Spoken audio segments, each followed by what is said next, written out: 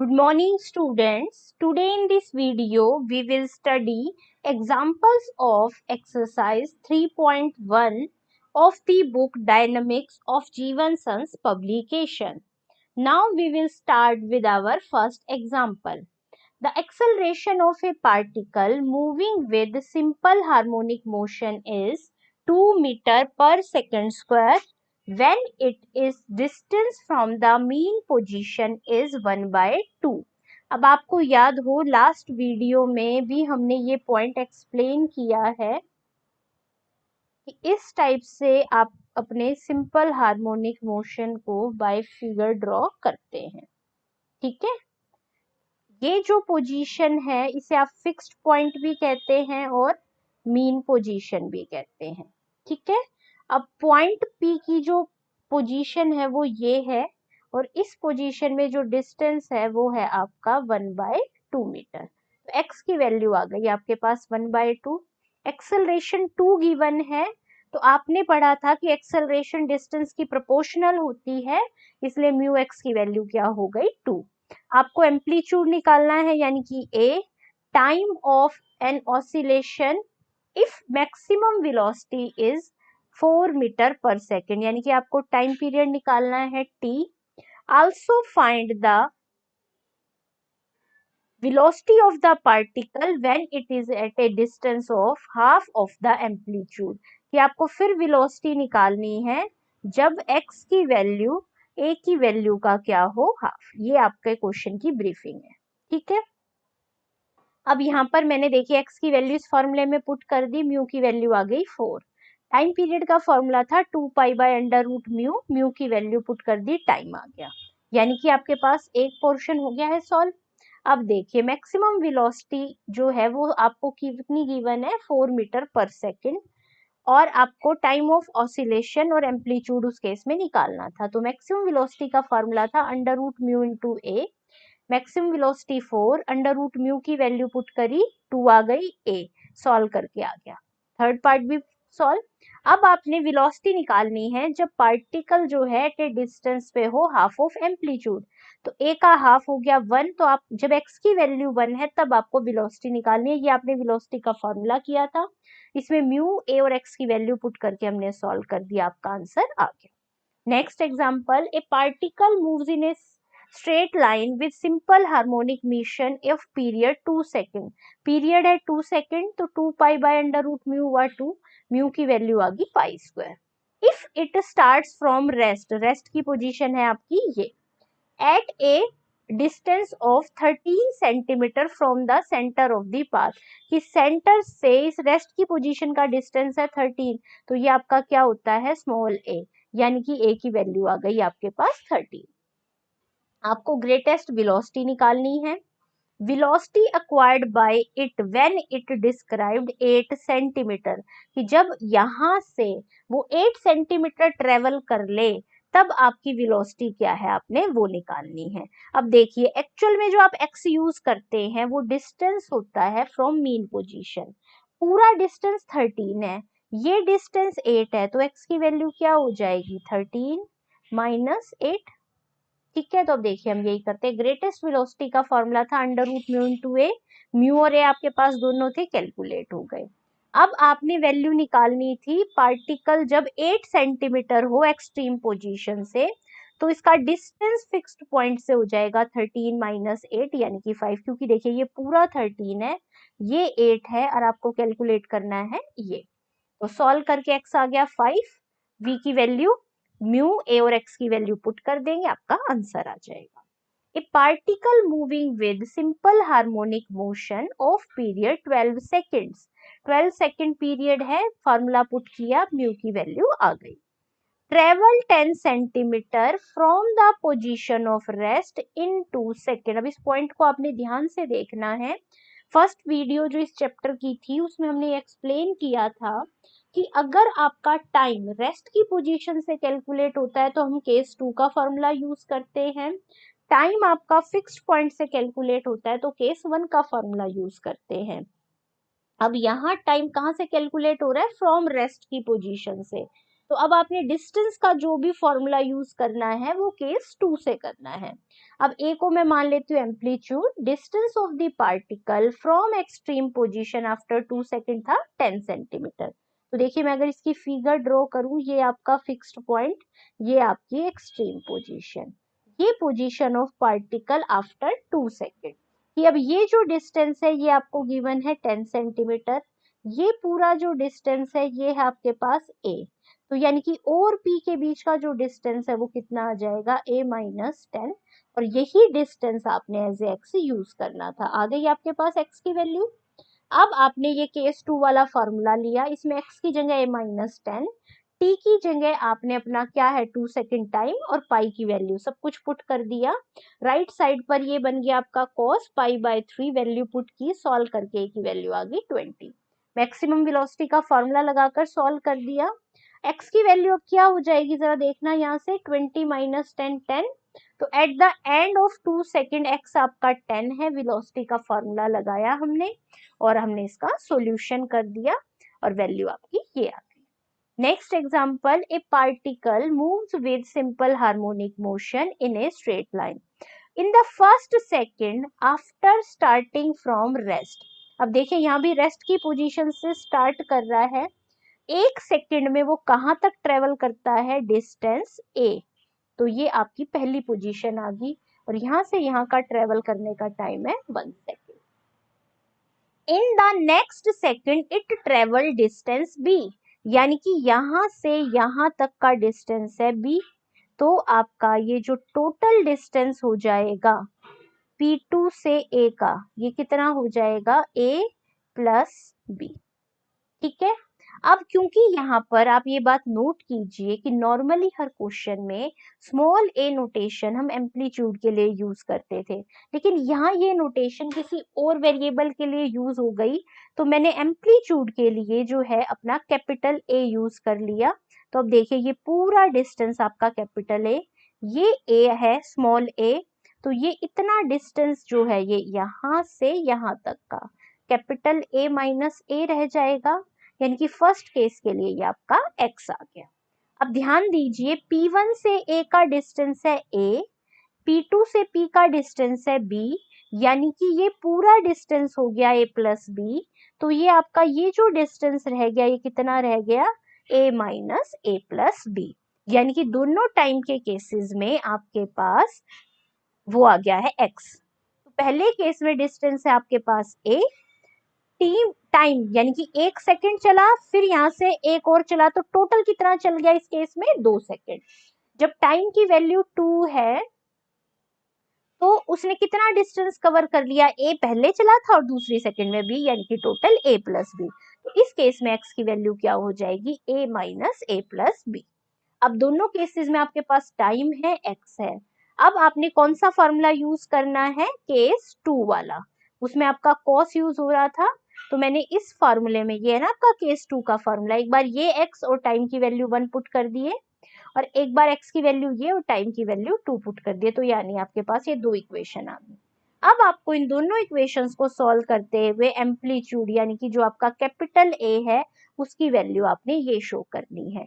लेकिन आप ध्यान से नोटिस कीजिए इसके आंसर में आपका ये अंडर रूट म्यू कॉस वाली टर्म्स यूज नहीं हो रही, तो हमने इसका सॉल्यूशन ऐसे करना है कि इस cos वाली टर्म की वैल्यू एक से दूसरे में रिप्लेस करनी है। तो अब ये देखिए ये है cos 2 थीटा और ये है cos थीटा। cos 2 थीटा का cos थीटा से रिलेटेड ये फॉर्मूला होता है, मैंने उसे यहाँ पर इसको अप्लाई कर दिया, लिख दिया इसे cos 2 थीटा को, और यहाँ से cos थीटा की वैल्यू रिप्लेस कर दी, तो अब रिजल्टिंग एक्सप्रेशन जो बचा आपका उसमें कोई भी cos इन्वॉल्व नहीं हो रहा। बस अब आपको इसे सिंपल एल्जेब्राइक कैलकुलेशन से, देखिए अंदर एलसीएम ले लिया, एक ए से एक कैंसिल हो जाएगा, फिर ये उस साइड मल्टीप्लाई होके सिंप्लीफाई करा, फिर क्योंकि कैपिटल ए की वैल्यू निकालनी थी, जो जो टर्म कैपिटल ए को इन्वॉल्व कर रही थी वो एक तरफ, बाकी दूसरी एक तरफ आपका आंसर आ जाएगा।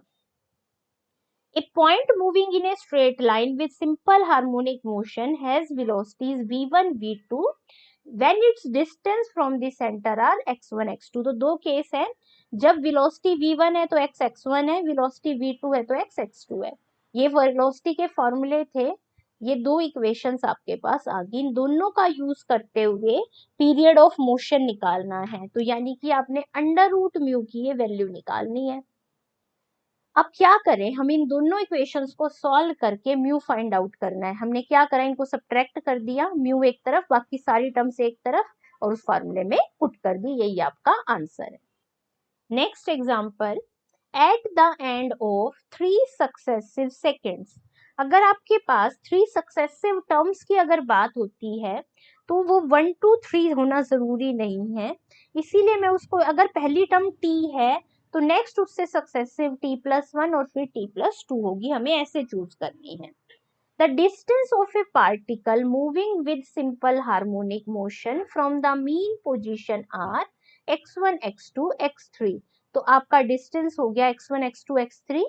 अब यहाँ पर जो भी बात हो रही है मीन पोजीशन यानी कि सेंटर से। तो यहाँ डिस्टेंस का जो फॉर्मूला हम यूज करेंगे वो केस 1 वाला यूज करेंगे। आपको पीरियोडिक टाइम निकालना है, यानी कि म्यू की वैल्यू चाहिए, और cos थीटा की वैल्यू आपको ये गिवन है। तो आप देखिए, आपने अपना वही फॉर्मूला यूज करा। एक बार x की जगह x1 और टाइम की जगह t पुट करेंगे, फिर x की जगह x2, टाइम की जगह t+1, x की जगह x3 और टाइम की जगह t+2। अब ये तीनों इक्वेशन सॉल्व करते हुए आपको क्या कैलकुलेट करना है, म्यू। उसके लिए अब हम इस कंडीशन को भी थोड़ा सा ऑब्जर्व करते हैं, क्योंकि ये कंडीशन हमें गिवन है। तो इससे पता चल रहा है, आप x1 x3 को ऐड करके 2x2 से डिवाइड कर लो। तो देखो मैंने x1 x3 को ऐड करा, sine c plus sine D का फॉर्मूला लगा दिया। लगाने के बाद उसे 2x2 से डिवाइड करा तो ये वाली टर्म कैंसिल हो जाएगी, ये बच गया। अब आपका ये एक्सप्रेशन इसके इक्वल है, ये एक्सप्रेशन cos थीटा के इक्वल गिवन है। तो दोनों को कंपेयर करें तो अंडर रूट म्यू की वैल्यू क्या आ गई, थीटा। तो यानी कि ये पीरियोडिक टाइम हो गया जिसमें cos थीटा इसके इक्वल है। A particle is performing simple harmonic motion of period t। Period की वैल्यू t गिवन है, इसका ये फॉर्मूला होता है। तो यहाँ से म्यू की वैल्यू मैंने 2 पाई और t की फॉर्म में फाइंड आउट कर ली। It passes through the position p। ये p पोजीशन से पास कर रहा है, जिसका डिस्टेंस OP क्या है, b। ये यानी कि x की वैल्यू आपके पास क्या है यहाँ पर, b। Prove that the time, यानी कि देखो क्या कह रहा है, पार्टिकल्स ने O से स्टार्ट करा और P पर पहुंच गया है। अब प्रूव करना है time that elapses before it returns to P, कि P पोजीशन पे पार्टिकल था, दोबारा P पोजीशन पे जब आएगा, कैसे आएगा, पहले वो P से A तक जाएगा, फिर A से वापस P पे आएगा। तो ये सारा काम होने में जो टाइम लगा है वो आपने ये फाइंड आउट करना है, ठीक है। तो अब एक बात बताइए, सिंपल हार्मोनिक मोशन में जो टाइम P से A में लगेगा वही A टू P में लगेगा, यानी कि ये टाइम पीरियड ट्वाइस होगा टाइम फ्रॉम A से P का, ठीक है। अब A से P वाला अगर आप केस लेते हैं तो आपका ये केस आपका कौन सा कहलाएगा, केस नंबर 2, ठीक है। यहाँ पर मैं P टू A क्यों नहीं कैलकुलेट कर रहे कि P से A का जो टाइम होगा वो ना तो आपके केस 1 में कवर होगा और ना ही केस 2 में। अब मैं मान लेती हूँ कि x यानी कि OP आपका b गिवन है और ये टाइम पीरियड है t1। तो आपका ये जो फॉर्मूला था, इसमें x की जगह मैंने b पुट करा और t की जगह क्या पुट कर दिया, t1। अब इसी पॉइंट के कॉरेस्पॉन्डिंग मैं वेलोसिटी का फॉर्मूला लगा रही हूँ। ये फॉर्मूला आपका होता है, मैंने सिंपल वहां पर आपका x स्क्वायर होता था फॉर्मूले में, देखिए उसकी जगह मैंने b पुट करा और ये b की वैल्यू वहां से यहाँ पुट कर दी। पुट करने के बाद a स्क्वायर कॉमन ले लेंगे, 1 माइनस कॉस स्क्वायर क्या बन जाएगा, साइन स्क्वायर। तो v से उधर अंडर रूट आके ये वैल्यू आ गई। पॉजिटिव साइन इसलिए आप ले रहे हैं क्योंकि यहाँ जो डायरेक्शन है वेलोसिटी की वो अलोंग OP है। अब ये वैल्यू आ गई v की, ठीक है, ये वैल्यू है b की। अब जरा अपने आंसर को चेक कीजिए कि आपका जो आंसर था, देखो उसमें v बाई बी आपके फॉर्म में आंसर आ रहा था, इसलिए मैंने इन दोनों टर्म्स को डिवाइड कर दिया। तो लेफ्ट साइड तो बचा v बाई बी, उधर ये बच गया। अब आपको क्योंकि एक्चुअल में टाइम निकालना है तो मैं t1 को तो रखूं, ये वाली टर्म तो एक तरफ और बाकी सारी टर्म दूसरी तरफ। t1 है इधर, तो टेंजेंट इधर आके क्या हो जाएगा, टेंजेंट इनवर्स, और ये 1 by under root mu, 1 by under root mu. Mu की वैल्यू आपके पास देखिए पहले ही आई हुई है, अंडर रूट म्यू है 2 पाई बाय टी, ये वैल्यू पुट कर दीजिए, आपका सिंप्लीफाई होके T1 आ गया।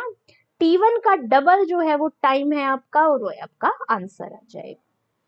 Next example, show that if the displacement of a particle moving in a straight line is expressed by this equation, then it describes a simple harmonic motion। कि अगर x का ये formula है कि particle इस फॉर्मूले के अकॉर्डिंग मूव कर रहा है, तो वो सिंपल हार्मोनिक मोशन के अकॉर्डिंग मूव कर रहा है। तो देखिए मैंने पहले dx by dt निकाला, a as it is, cos का derivative sin nt into nt का डेरिवेटिव माइन n, फिर आपका साइन का डेरिवेटिव cos nt और nt का डेरिवेटिव n, cos का माइनस साइन, साइन का cos, फिर सेकंड डेरिवेटिव कर लिया। सेकंड डेरिवेटिव के बाद देखिए दोनों में से माइनस n स्क्वायर कॉमन, ये जो टर्म है आपकी x रह गई। अब जरा इस एक्सप्रेशन को अपने उस फॉर्मूले से कंपैरिजन कीजिए जो आपने थ्योरम में यूज किया था। बस थ्योरम में क्या फर्क था, वहां आपने एक्सेलरेशन का डिफरेंट फॉर्मूला यूज किया था सॉल्यूशन के लिए, लेकिन उससे आपका लेफ्ट साइड था तो एक्सेलरेशन ही ना, कि acceleration negative of some constant into x आ जाए तो वो मोशन आपका सिंपल हार्मोनिक मोशन होता है। यहाँ ऐसा ही है। तो जरा मैं इन दोनों को अगर कंपेयर करूं तो म्यू की जगह आपका क्या आ रहा है यहाँ पर, एन स्क्वायर। तो आपका ये तो प्रूव हो गया कि ये सिंपल हार्मोनिक मोशन है। अब एक तो आपको क्या क्या निकालना है, एक तो आपको पीरियड फाइंड आउट करना है और एक एम्पलीट्यूड फाइंड आउट करना है। तो पीरियड का फॉर्मूला तो होता है 2 pi by under root mu, value put कर दी, आंसर आ गया। अब जरा एक बात देखिए, एम्पलीट्यूड आपकी कौन सी पोजीशन होता था, डिस्टेंस ओ और ए के बीच का डिस्टेंस, ये होता था आपका एम्पलीट्यूड। अब इस पॉइंट पर जो आपका amplitude is the value of x, x की वैल्यू है जब आपकी dx बाई dt यानी कि वेलोसिटी क्या होती है, 0, क्योंकि ये रेस्ट की पोजीशन आ जाती है। तो इस पर आपका x तो बन जाता है पॉइंट ओ से डिस्टेंस a, और वेलोसिटी हो जाती है 0। तो अब हम यही कर रहे हैं नेक्स्ट स्टेप पे, ये जो वेलोसिटी वाली कंडीशन आई थी ना, इसको 0 पुट कर दिया।